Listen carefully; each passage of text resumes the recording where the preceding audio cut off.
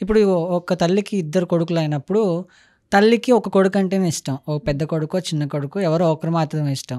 పెద్ద కొడుకు మీద వీలునామా రాసి చనిపోయిందనుకోండి. అది చిన్న కొడుకుకి తెలీదు పెద్ద కొడుకు మీద వీలునామా ఉందని. చనిపోయిన తర్వాత ఆ వీలునామా బయటకొచ్చిన తర్వాత చిన్న కొడుకు ఇప్పుడు గొడవ చేసే అవకాశాలున్నాయా? ఒకవేళ గొడవ చేస్తే కోర్ట్‌లో చెల్లుతుందా?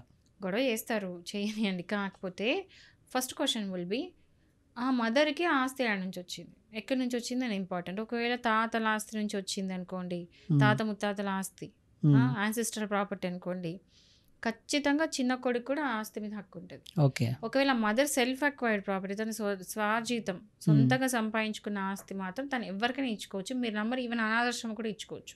ఓకే. ఎవరు క్వశ్చన్ చేయడానికి లేదు. హ్మ్. ఎందుకంటే ఆమె సొంతంగా సంపాదించుకుని ఆమె ఇష్టం ఆయన చేస్తుంది. హ్మ్. ఫాదర్ కూడా ఆయన సొంతంగా సంపాదించుకుని ఆయన ఇష్టం. ఇప్పుడు ఒక ఫాదరు సొంతంగా సంపాదించుకున్న 2 ఎకరాలు, 1 ఎకరా పెద్ద కొడుకు 1.5 ఎకరా పెద్ద కొడుక్కిచ్చి, అరెకరా చిన్న కొడుక్కివ్వచ్చా? ఇవ్వచ్చు, సెల్ఫ్ అక్వైర్డ్ ప్రాపర్టీ అయితే. ఓకే. అగైన్ ఇప్పుడు ఓకే. ఇది ఏంటంటే మీరు గుర్తుపెట్టుకోండి, వీళ్ళ ఆమె ఎవరు చేస్తారంటే సెల్ఫ్ అక్వైర్డ్ ప్రాపర్టీ, స్వంతంగా స్వార్జితం అంటారు. హ్మ్. సో వాళ్ళు సొంతంగా సంపాదించుకున్న ఆస్తికి వాళ్ళు ఏమైనా చేసుకోవచ్చు. అనాథాశ్రమం కూడా రాసియచ్చు, వాళ్ళ ఇష్టం అది.